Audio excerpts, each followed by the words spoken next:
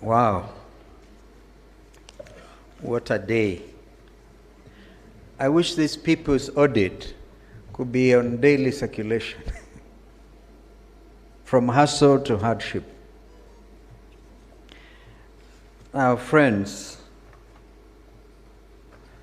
and ladies and gentlemen, riding again on the protocols already established, my twin sister, you are very free to leave.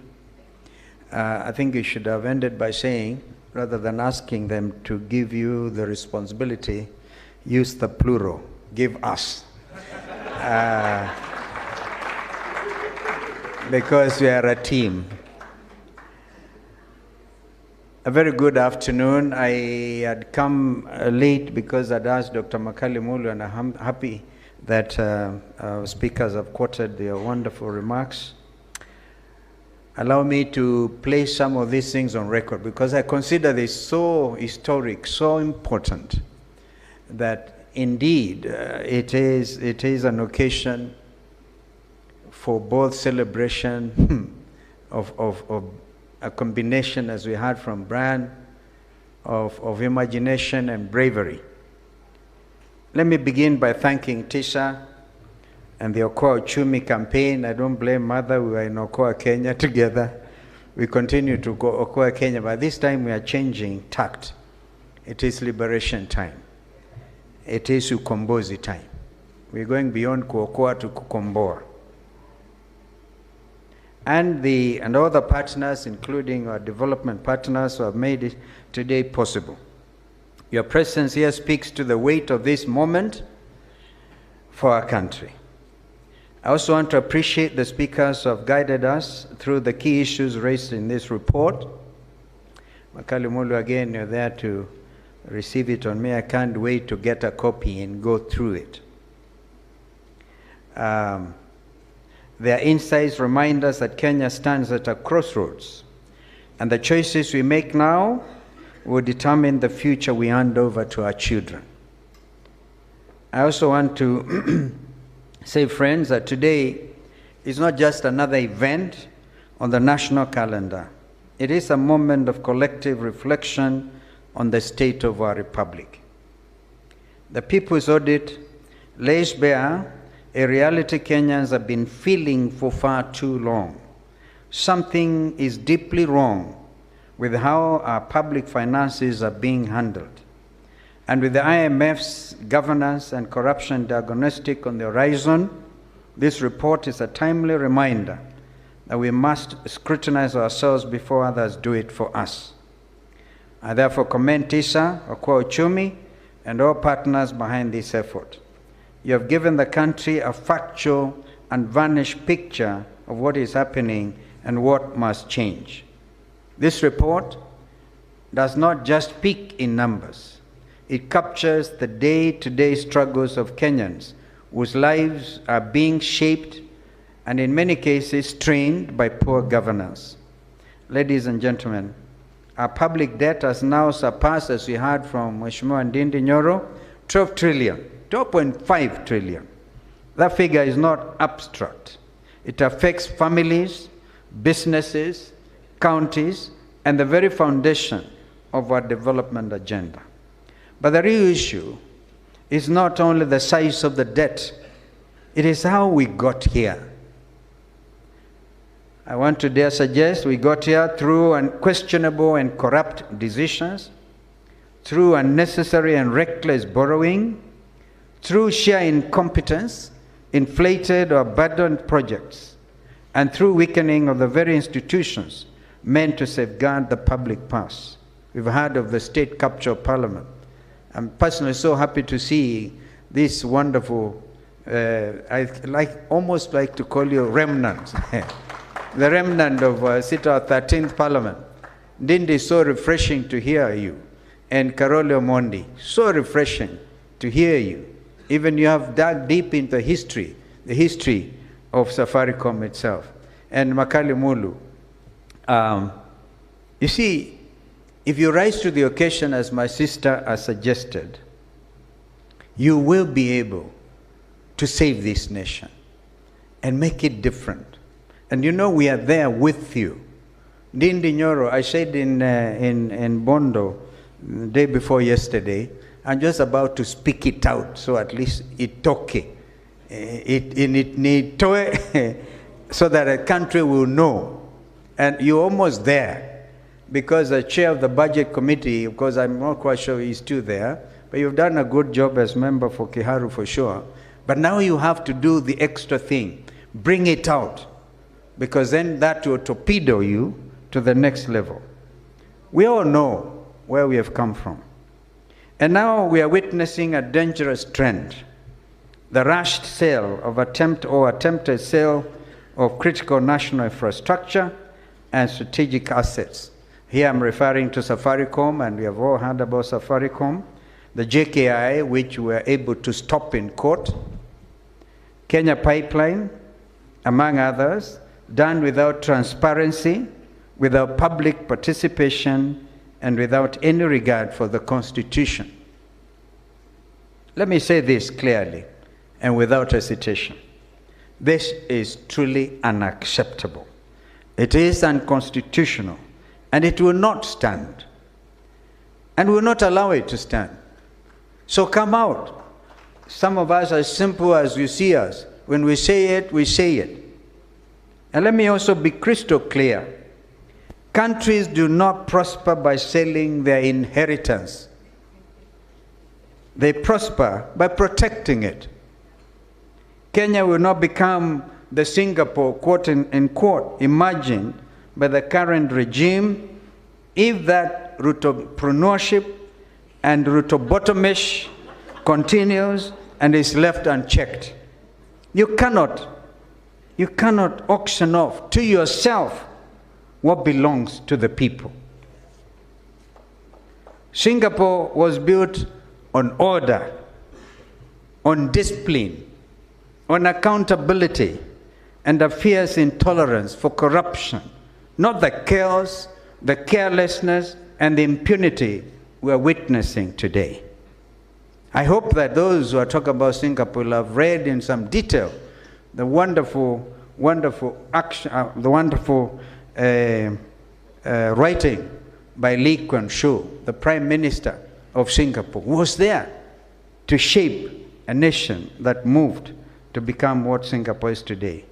Ladies and gentlemen, public finance is a public trust, and every leader at the national and county level has a duty to defend that trust. After all, you've all been there swearing that you uphold the Constitution as by law established, and I want to tell you, a lot of you, particularly those who belong to the state capture team, are already in breach. In fact, it is perjury in law. Perjury. Swearing to stuff you don't believe in. This culture of budgeting with corruption already baked into the process clearly must end. And now we have heard from Ndindi Nyoro, apart from the budget, they want now to do it outside the budget so they can now compound the stealing, the thieving.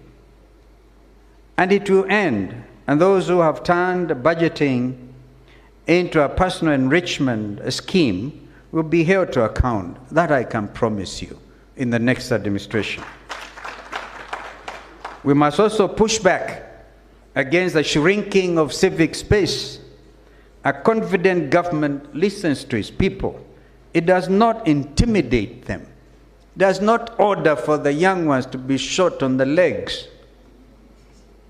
If we are serious about rebuilding trust and restoring fiscal stability, several actions cannot wait.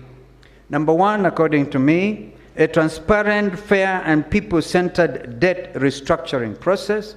Secondly, a parliament empowered to provide genuine oversight, because the executive cannot supervise itself. And right now, that is exactly what is happening. William Ruto gets out of the 13th parliament everything he wants without even blinking. Number three, protection of our oversight institutions.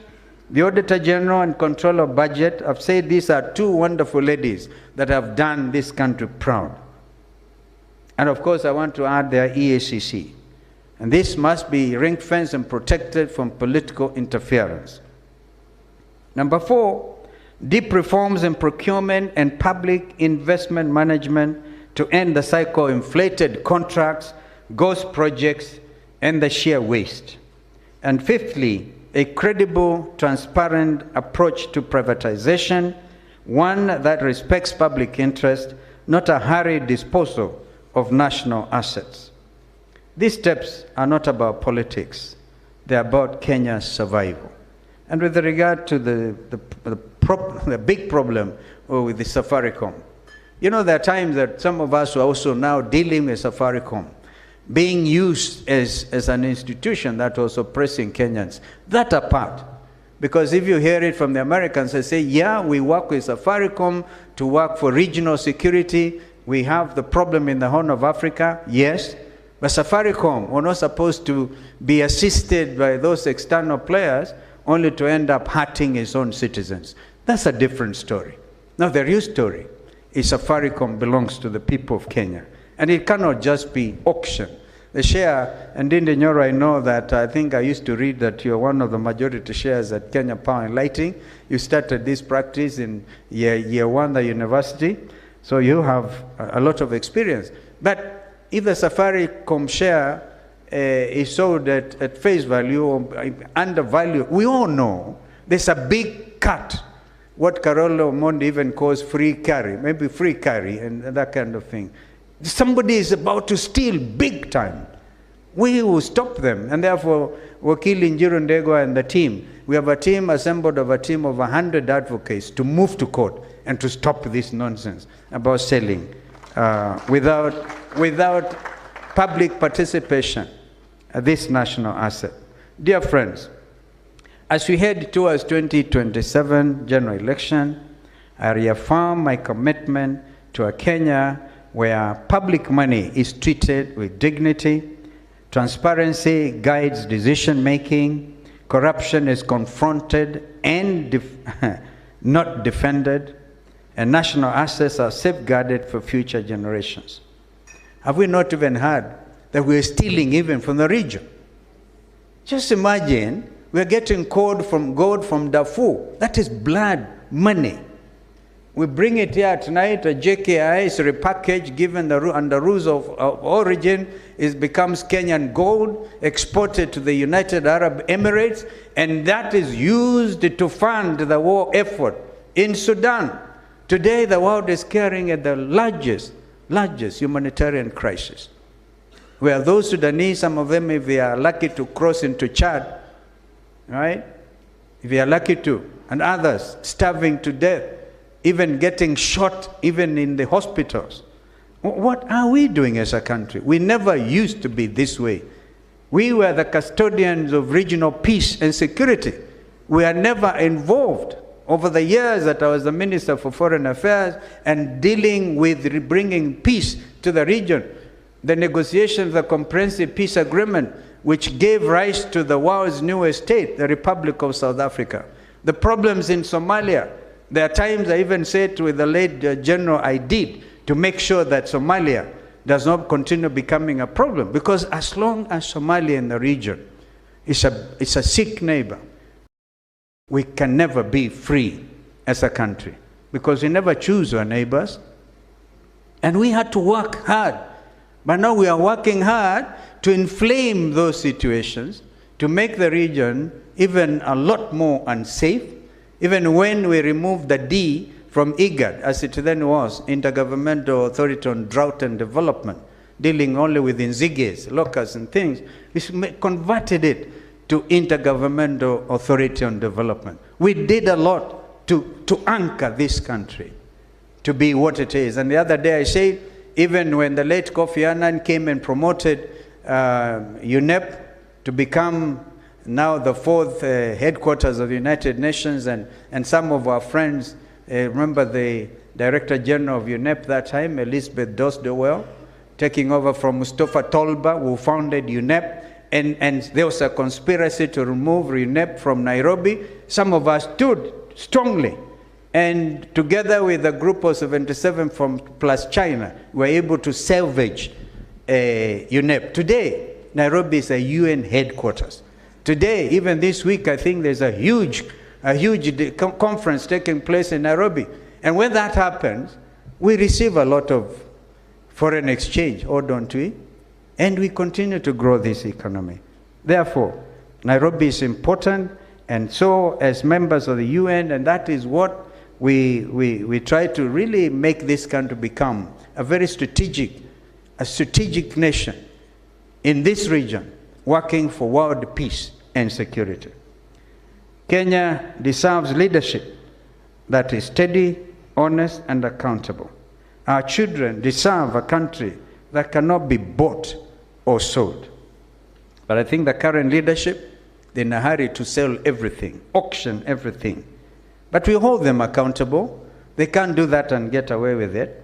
Ladies and gentlemen, we can turn this country around, but only if we face the truth and act on it. The People's Audit gives us a clear starting point, and the responsibility now rests with all of us. Thank you, and may God bless Kenya.